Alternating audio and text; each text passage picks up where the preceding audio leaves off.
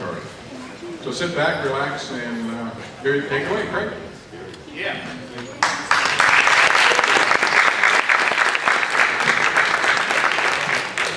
So what do you think that means? I'll tell you, it's been really interesting to kind of go through the whole day and hear what players are doing and playing and saying, and trying to perceive what it is they understand and don't understand. And so I have to tell you that last year at this time, or was it 2 years ago, I did playing by ear kind of a talk. And this was supposed to, it started out as being something that was going to be an extension to that. And it kind of is. And then I decided to go ahead and do a PowerPoint. I did a PowerPoint, and then I called Steve and said, can we put a screen, and the screen comes down, guess where? Behind the shelves. So I said, okay, all right, that's not going to slow us down, because actually, if you think about it, that's going to work into our favor, because what I'm going to do is try to get your ears to work better. And I don't really want you to see anything, and maybe a PowerPoint's stupid anyway. A lot of PowerPoints are, actually, we're kind of past that. So, what I've been noticing is, as I've been taking inventory, and I think if you all took inventory of what it is that you know and don't know, I think a lot of people in this room know a lot about their instrument. You've been playing it a while, you kind of know which notes kind of sound a little flat or whatever, you know what to do about it, how to take care of it, you know a lot about your instrument. You probably know quite a few tunes, probably pretty good repertoire. You probably have a decent amount of experience if you're doing this kind of thing, because you're probably in a combo and kind of get, maybe you played a couple gigs or whatever. When it comes down to the rest of the inventory, and we start talking about melodies and hearing melodies and knowing how they work, maybe we're not quite as good at that. And then it really drops off when we start talking about harmony, chords. Because usually, there's only 1 or 2 people or 3 people in your band that play more than one note at the same time. Most of you play one note at the same time, just one note at a time. And a lot of times your band director only plays an instrument one note at a time and may not necessarily think they have time to stop and teach you about harmony. So what I'd like to talk about today is the correlation between the note that you play and how it goes with the harmony. And even more specifically, how it goes with the bass note. Because you can have a certain harmonic thing happening, and then the bass note will change, and that changes the whole chord. So for instance, if you're thinking about a B flat, which you could probably all sing a concert B flat right now if I asked you, right? Sing a concert B flat?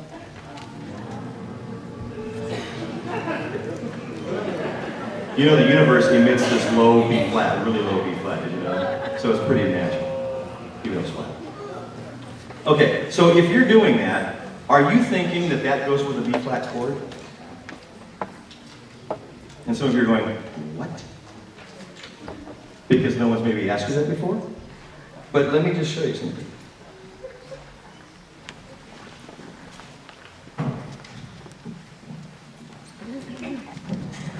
Were you thinking this? And that's your note, sing it. Were you all thinking that? Or were you thinking this? And I just moved down to a G minor, that's all. So wouldn't you want to know that? Use my microphone. Wouldn't you want to know if the chord changed? I asked some of the groups that I was clinicking upstairs, I said, when the band that was here at 10 o'clock, did they go to the 4 chord on the second bar of the blues that they played? And they said, what are you talking about? I said, well, they played the blues. And did they go to the 4 chord on the second bar? And they did. But it's something very important to know, because if you're playing a root, like the B flat, then you're playing an octave, right? From the root to the octave. And if the chord goes up to the 4 chord, then you're not really playing an octave anymore. You gotta kind of know where you are and why the notes that you play sound the way they do. I'm seeing some puzzled looks out there, and that's probably right and good. So have you thought about the notes that go below and cluster below your melody? All right, so if I'm playing All of Me, how many of you know All of Me? Oh, yeah. All right, so here's All of Me.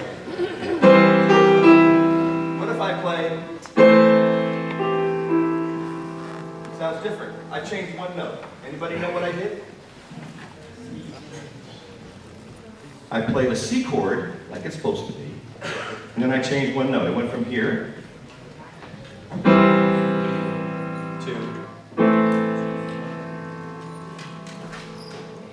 which is the 1 chord, and then it goes to the 6 chord because I put an A in it now. Now, believe it or not, where you want to get to is you want to be able to hear that and know what that is. That's where you want to get to. You want to get so we can hear a chord progression go by and know what that player's doing. So that when you play, they can respond to you, and then when they play something, you can respond to them. All right? So you've all heard this before.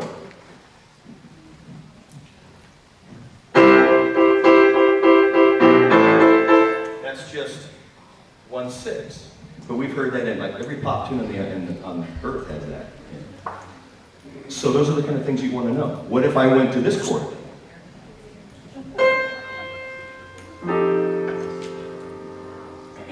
Raise your hand if you know what chord I was playing.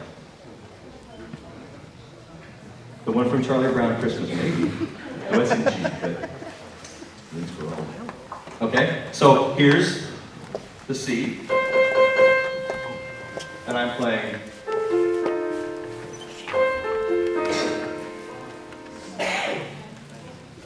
So right now your brains are going, you know, and there's lots of little things going on, and you're trying to figure out what is he talking about. The problem is, I don't think we take the time to learn about the flavors in those clusters of notes. And how many, raise your hand if you're a piano player or a guitar player. Cool. Yeah, have you ever felt like when you're playing that the people taking the solos are playing notes that don't go with your chords? It happens all the time. Now, on the other hand, a lot of times the reasons that horn players don't necessarily get the harmony is because the rhythm sections are the sections in the band that take the longest to kind of get to a place where you can tell what they're doing. Or they're playing some weird, or they're playing what's on the page or whatever.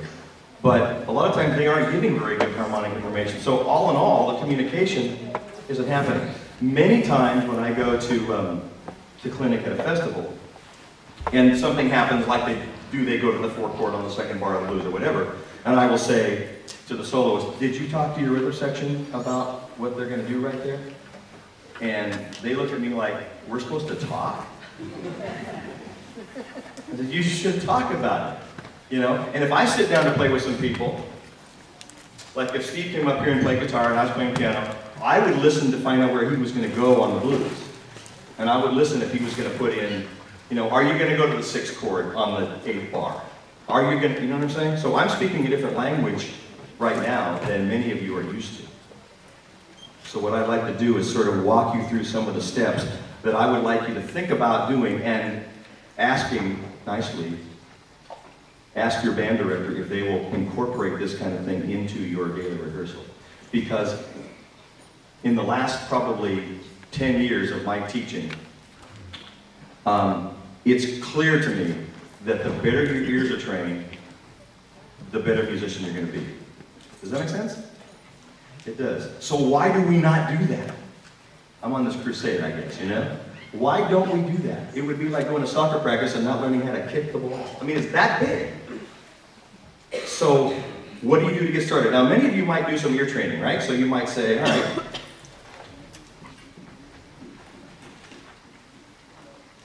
I'm going to be in C.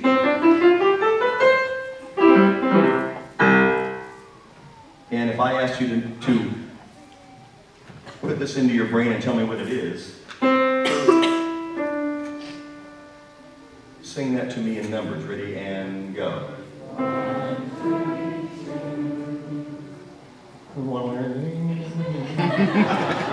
We're not exactly sure. Let's try another one.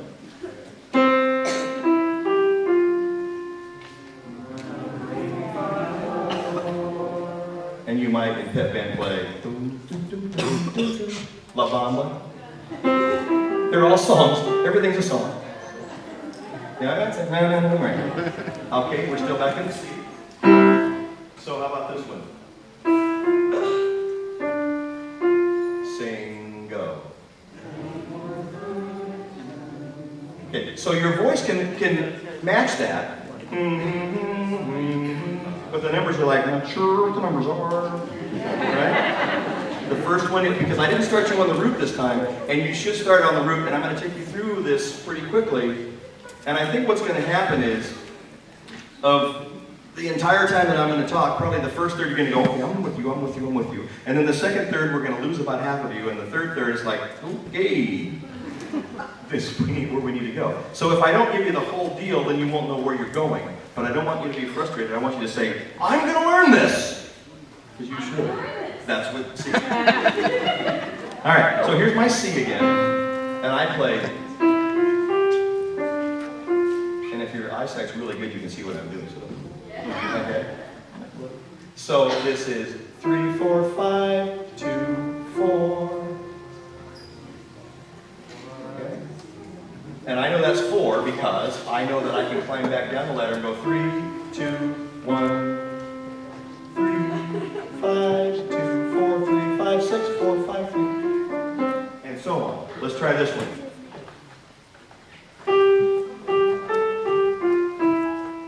Sing the numbers, go.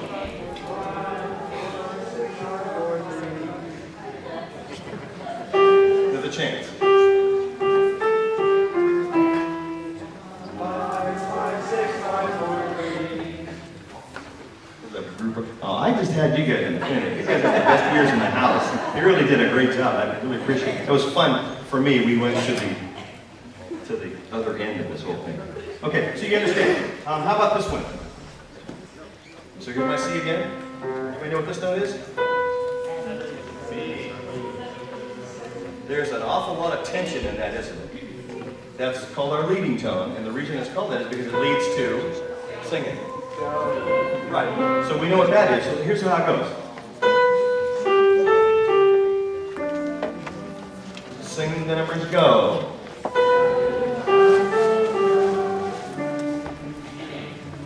Louder, ready, go. Okay, good. One of the things that is really good about this, if you're a teacher and you're doing this, if you hear someone say 7, 4, play the 4 for them, so they'll see that it's not the 4. Okay, so listen to some of them and say, it's really, really good for you to make mistakes. If you make a mistake, it's going to be a clue to what is right. So here's the right one. And if you're thinking 7, 4 is 4, but it's not 4, is it? It's 5, 6, 5, 3 is right here, but we're going to 2. So this is just ear training. It's just simple melodies and going farther and farther away from the root. And then adding in some skips. Because if you can walk yourself around on a scale, on a major scale, then you can sort of have that be, you know, when you do, like if you're on your computer, you get a pop-down or a pop-up menu, you want to have that sort of show up like that. And I think that too many times when we play, for instance, trumpet, we look at a note on the second space and go like that, and we don't necessarily think about everything else that is in context with it. So what I'm trying to get you to do is develop some context. Does that make sense? Okay. All right, so now, the next step is to do intervals.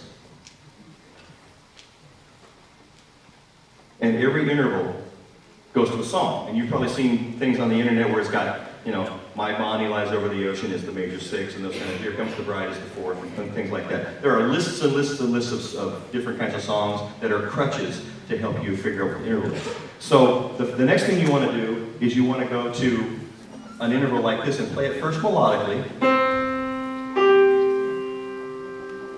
And some of you might say, that sounds like Star Wars, or Twinkle Twinkle, or something like that. And that's a perfect fifth. And even if you don't know the perfect, imperfect stuff, you should know where that is. So if I'm playing a tune like this,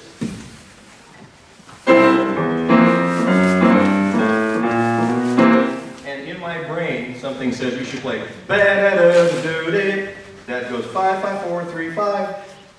I need to have that go from here out the bell of my horn.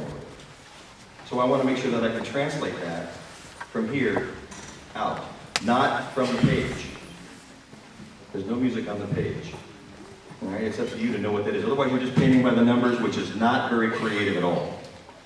So you don't want to go there. You want to train your ear. So here's 1, 5. Okay. Then, as you graduate from that, you do this. You play the interval harmonically. And then in your brain, you've got to separate those out and hear them. So when I do this, and I see students do stuff like this, and their eyebrows are going crazy, and they're kind of going like this, trying to hear it, and the brain and the corpus callosum is flying around and everything, and then they finally go, da-da, and they separate it, and they can tell you what the interval is. So let's try a couple. I'll give you the melodic one first. So the numbers are 1, 3. That's supposedly the most recognizable interval that there is. It's the way it's in every culture, every melody, every folk song, and all that kind of stuff. But, so 1, 3. So if I were to play it like this, it might be a little harder to hear, but that's where you want to kind of pull those apart in your brain and kind of. You ever seen those 3D modeling things they do on the computer? You want to have that kind of happening in your brain. And you kind of play with it and sing it. Okay, try this one.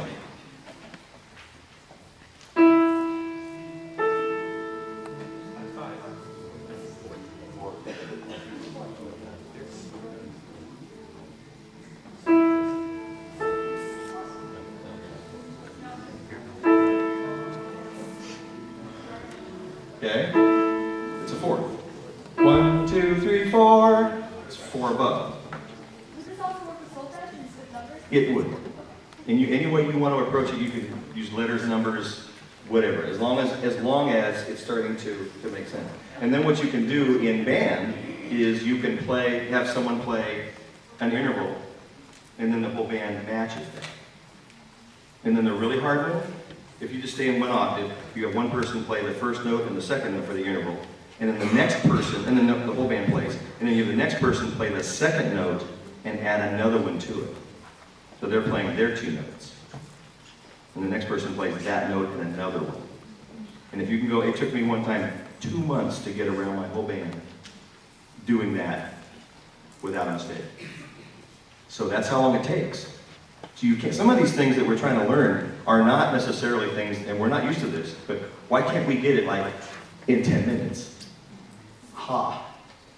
No 10 minutes is. This stuff takes people lifetimes to figure out. You know? How many of you are still working on your ear training? Raise your hand. And that should be everybody. That's if you even know what ear training is. Okay? All right, so now, what is this? What interval is this?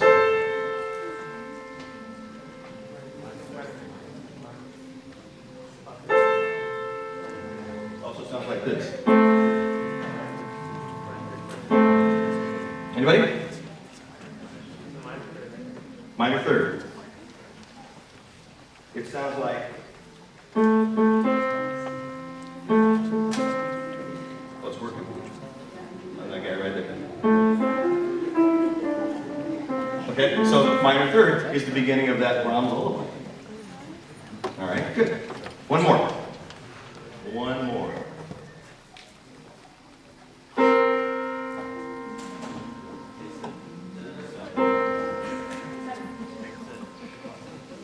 It's a 7. What kind of 7 is it? It's a minor 7. It also sounds like there's a place for us. There's also that one do. Okay? So you can tell that some of these have a real distinctive sound to them. Okay, so can you do that then when you go back to school? All right, good. Now, the next part about that, of course, in between there some places, play them down too.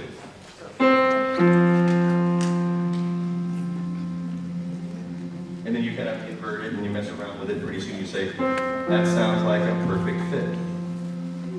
Did you get that one? And this one is a...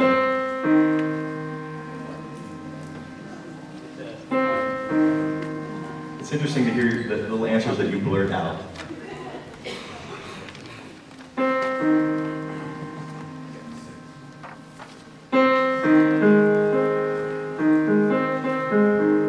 Know what it is now?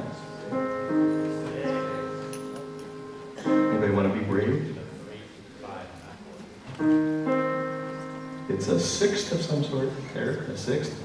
And what kind? Major. My Bonnie lies over you. And those of you that are old enough to know that NBC used to have call letters, NBC, that thing. Same thing.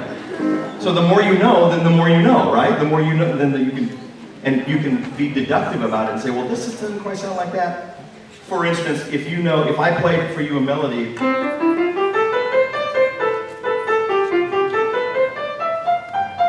some melody, huh? That note sounds like it's almost back to home. So you know that that's the root, and then you can kind of tell from that. And on the other end, that sounds like it wants to be resolved by that. Okay? All right.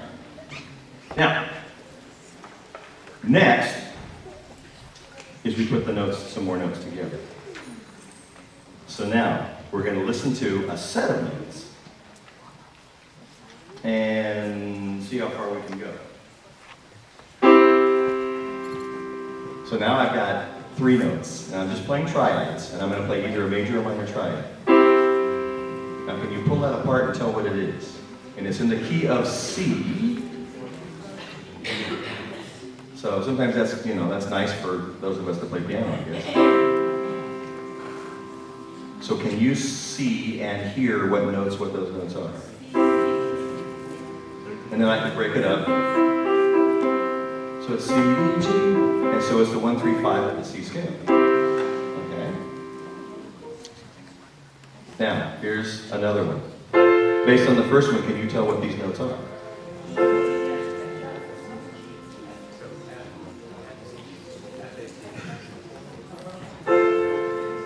And you can do this, where they say, don't try this at home. Try this at home. Really do.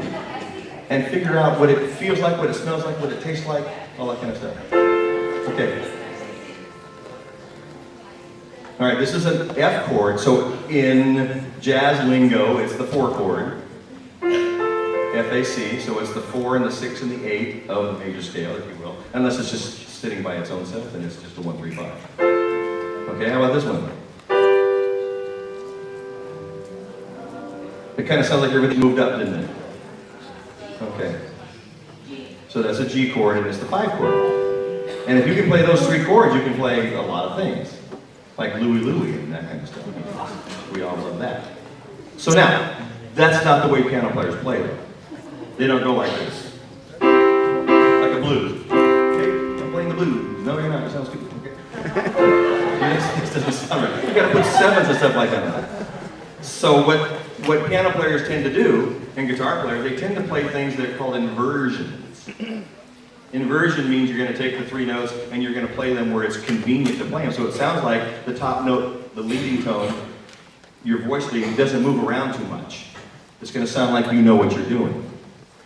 So, for instance, here's the C chord. And I want you to see if you can tell what I'm going to do. Because I'm going to go to the 4 chord. Here's the C chord, the 1 chord. Now I'm going to go to here. And if you're a piano player, that's no big deal, because that's what you're supposed to do. So here's the 1 chord. So the top note only goes. So now I'm going to have a major chord below this. So you want to hear the harmony below that note. So, hear it? And that's where you get things like.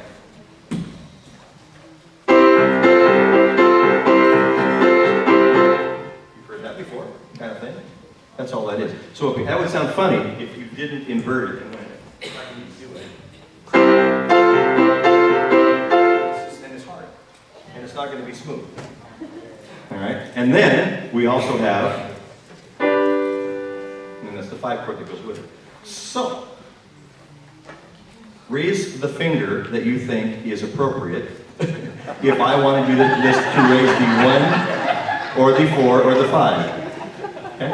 I've been doing that all day and kind of being careful I didn't do the wrong thing. Because because I'm saying was that the 2 or the whatever.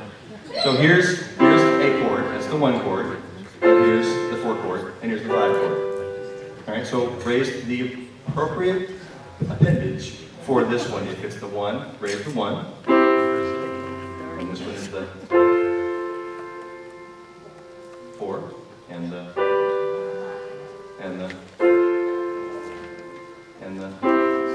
okay, keep going.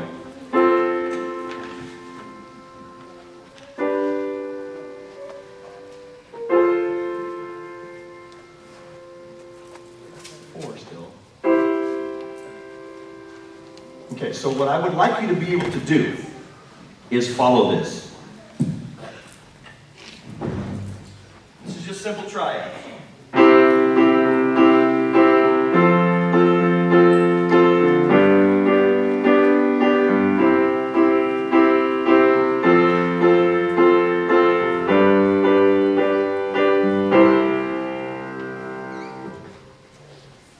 Could you do it? Some of you can do it? And that's just triads. Those are just kind of like, you know, those sound like hymns or country tunes or whatever. It's just simple. Mm-hmm. But that's what's happening underneath your solo. So do you need to know that when you're soloing?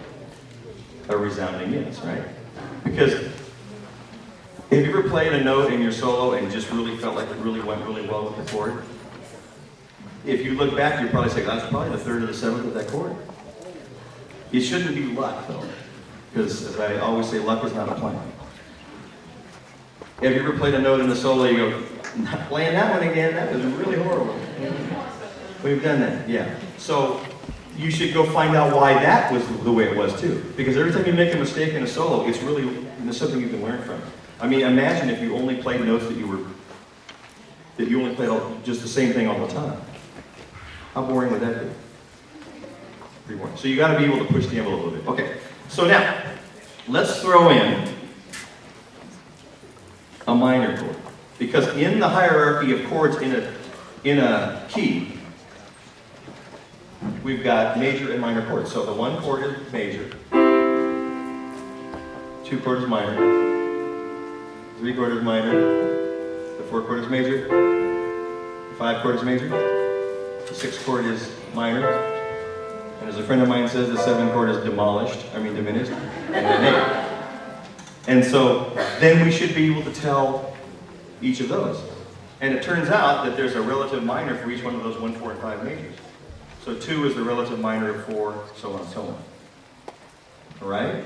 So it's important for you to be able to hear those happening.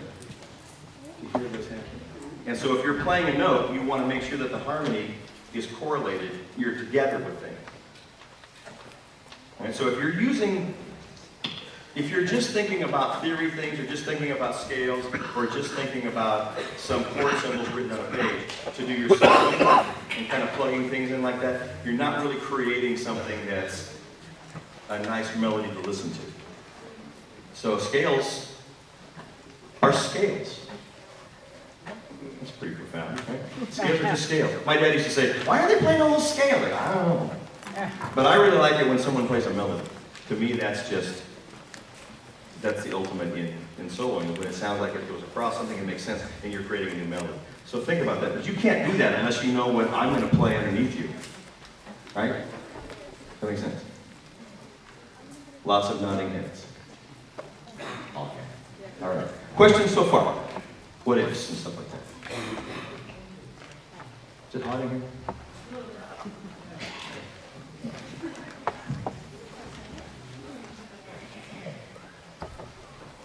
All right. So then, let's say that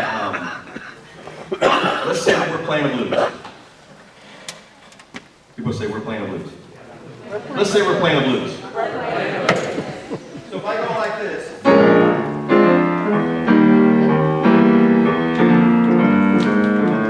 And let's say that I just said I'm going to go. Would you know what that was?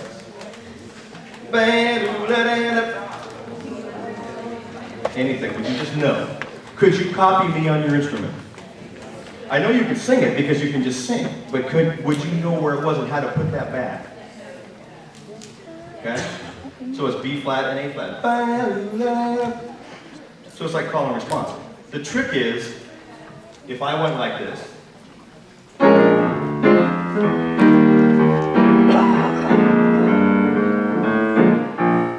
what is going off in your head? What is your imagination telling you to play? Let's all scat sing, all right? One chorus of blues. Everybody scat sing. Just sing whatever you want to, all right? And what I want you to do is when you're singing it, I want you to think about how you would make that come out on your instrument, okay?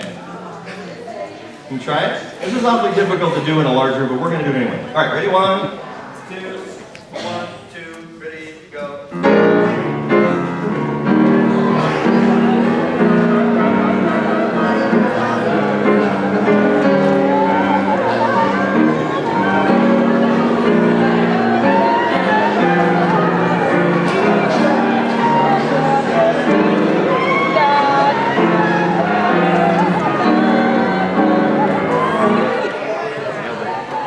Anyone brave?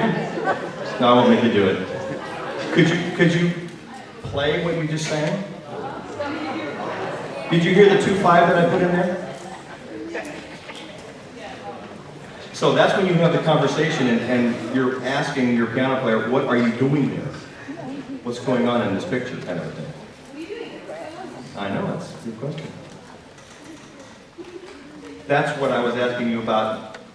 Did the Mederi brothers go to the four-chord on the second bar? Steve, did you go to the second bar? Go to the four-chord on the second bar? You did.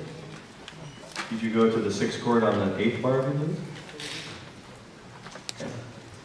If you have the Jamie Aebersold book, he's got about 16 different ways to play the blues.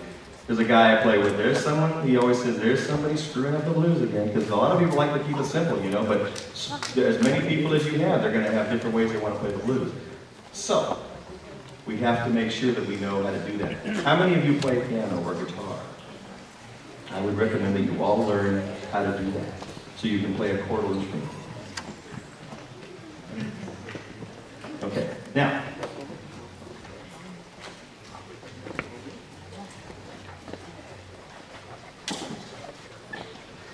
I thought it was interesting, because Joe was talking about playing a pentatonic scale. And the educator in me wanted to say, I wonder if everybody got that. And I had some people in my clinic say, I know I'm supposed to know this, but can somebody tell me what a pentatonic scale is? And so, because as eloquently as Joe explained it, sometimes we're slower. And then he didn't slow down for us though. We just went right to the top. And I know a lot of you were trying to follow, and it was fast. So part of me wanted to kind of slow things down. So a lot of times in my clinics, I've been saying, okay, you just came from your lead sheet clinic. What did they say? Do you have any questions about it? Okay, you just came from the 10 o'clock session. What did they say? Do you have any questions about it? And some interesting things came up. Like I said, you know, the pentatonic scale. And it's just 1, 2, 3. It's a 5-note scale. And it's the 1, 2, 3, 5, 6, or thereabouts. So then, this is the paper. So we had, what did we do? Always, right?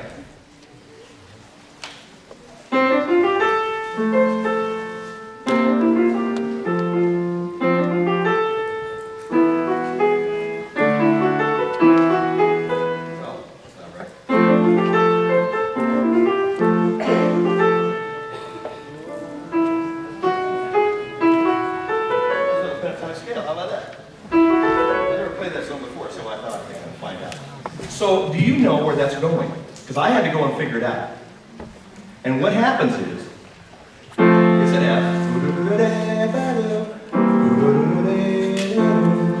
So do we know that that goes from the 1 chord to the 5 chord back to the 1 chord? We need to know that if we're soloing over it, don't we? We do. Now what does it do?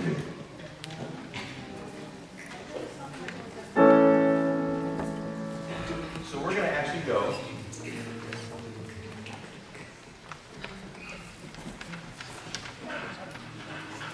Concert, you're all piano players now.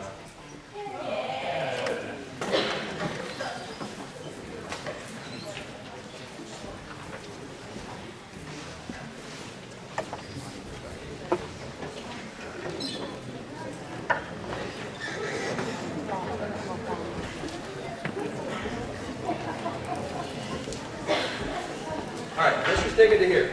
Can you see this right here? All right, so that's not in the key of F anymore, is it?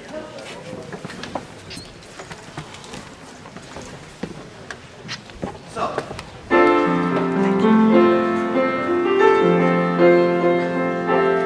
And then we have to go to the 5 chord. Now that seems okay, because the 1 and the 5 are the same key. But when we go to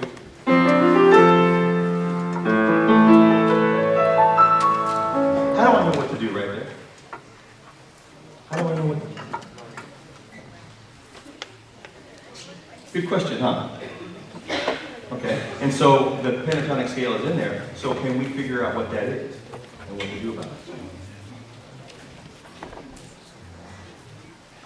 Okay, so the melody. Beginning is here. We're gonna go. So you can use the pentatonic scale, you can use the melody from the tune, or anything else that pops into your brain. But when you see that happening, you've got to stop and figure out what that is. Who can spell an A7 chord for me? A7 chord. A, C sharp, E, and G. Okay? All right. Now, what notes do you suppose sound good around that chord? The chord tones, probably, right? Okay. And there are probably some other connective tissue that goes with it too.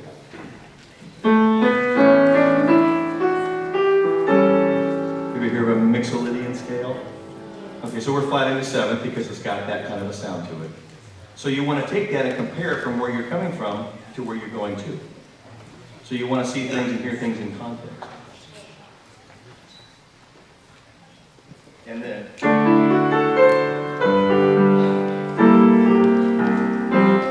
back and it has to, what do you suppose the chord is that is played before it comes back to the head again, before the A section?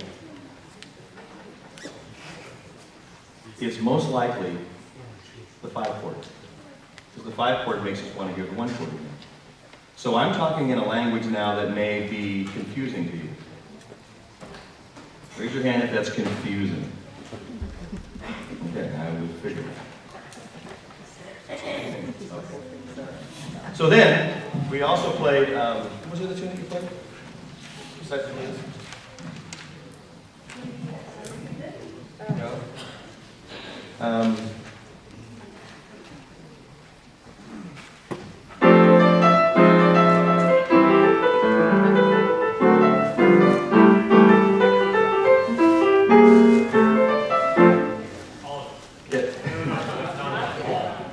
After you've gone, that's what it is. It's another A song. It's right at the beginning of the book. Okay, so here's the kind of thing that you need to know if you're going to approach that tune.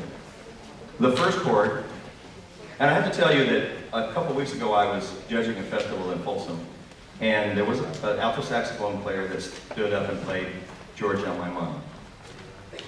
And they used the pentatonic scale all the way through it without finding any of the nuances that happen in the song. So it's important that you know what the chord progression is doing. So the thing starts out on F. And you can use the pentatonic scale if you want to. What do you think happens here?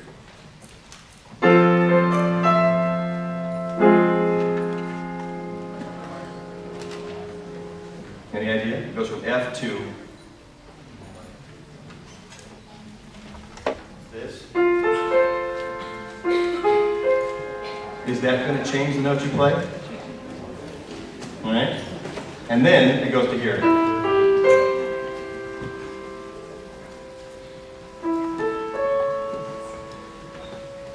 So every time a note changes, the chord changes, doesn't it? So what you want to do is you want to get in there and figure out what notes sound good.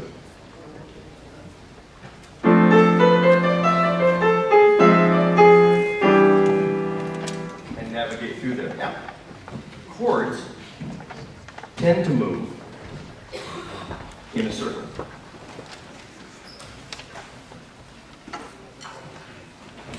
You've seen this before. This was going to be on the PowerPoint, okay? I'm glad we did it. All right, the first thing you're going to say to me is, it's backwards, right? Well, it's the fifth this way, and it's the fourth that way. Why do I write it like that? Because that's the way the chords move. So, when you look at that, if you take, you know what a 2-5-1 is? Okay, I know you do. Everybody else know what a 2-5-1 is? It's the second chord and the fifth chord and the one chord of any key. Take a look at any 2-5-1 and see if you can find it up there. I'll be up there in a little bit. See if you can find a place where there's a 2-5-1 up there. Do you see how it goes? So a particular 1-2-5-1 is D minor to G to C. So find a D up there. If you can tell, you know, my left-handed scrawl up there. D. See it? Next chord is G. Next chord is C. So as it turns out, there are lots of patterns in chord progressions that recur. And one of the most common ones is a 2-5-1. And as a matter of fact, if you took the 2-5-1s out of all the jazz tunes, you wouldn't have any jazz tunes. All right? Take a look at the 3 chords that you would have in a blues. Any blues. See how they're in a cluster as well? You can kind of tell where they go. Do you know rhythm changes? When you get to the bridge, do you know what it does? It goes. Well, I got a rhythm part, and it goes.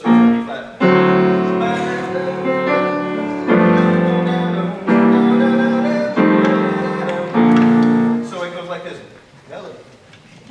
I know I'm loud, but I'm. D. See it up there? G. C. F.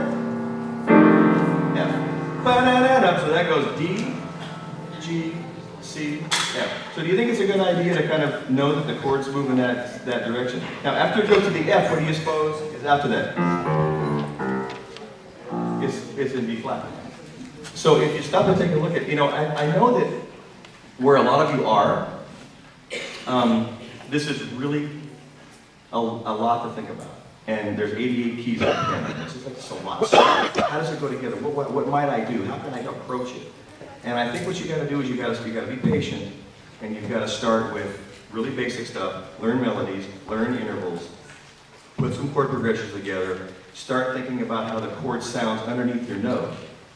Play some piano, and then start to realize how many things that happen that you actually do understand. Because every time you get a new tune, you're not reinventing the wheel at all. Every time you get a new tune, there's a lot of things that happen the same exact way. The melody's a little different or whatever, the words obviously are different, but there are a lot of things that you can learn from, that go from one to the next that are common. So the more you learn, the more you'll find out that, oh yeah, I can already play a lot of this stuff. And for instance, if you're a piano player with your left hand, if you're playing the 2 chord, it's got 2 notes that are the same as the 5 chord. And the 5 chord has 2 notes that are the same as the 1 chord. So chords sound good together because they go together. And they go together because they sound good together. And they sound good together because they've got similar notes. If they didn't, the songs we probably wouldn't be studying them. We wouldn't be playing them at all. So my challenge to you is to try to figure out why you're playing the notes that you're playing so you can make better decisions about the notes you're playing. And you have to study this and be patient, but be very diligent about it. And then have conversations with other people that play and talk to them about what they're playing. You know, we stand on the shoulders of those that came before us. So copy people, but then try to figure out what it is that they're playing and doing so you can make it your own and then do it yourself. So this is a little bit like opening a can of worms. And so what I'm trying to talk to you about is something that hardly gets talked about in your band rooms or in your rehearsals, and that is the harmony that's below the notes that you play. They make all the difference in the world. They can make a song sound sad or happy.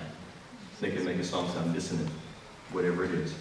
So I'm asking you, I'm pleading you to get into the harmonic structure of the song. Because that's where all the secrets are. That's where all the secrets are. Okay? Promise? Yes. I promise. Okay. Okay. Onward. Go to your rooms. Thank you for listening.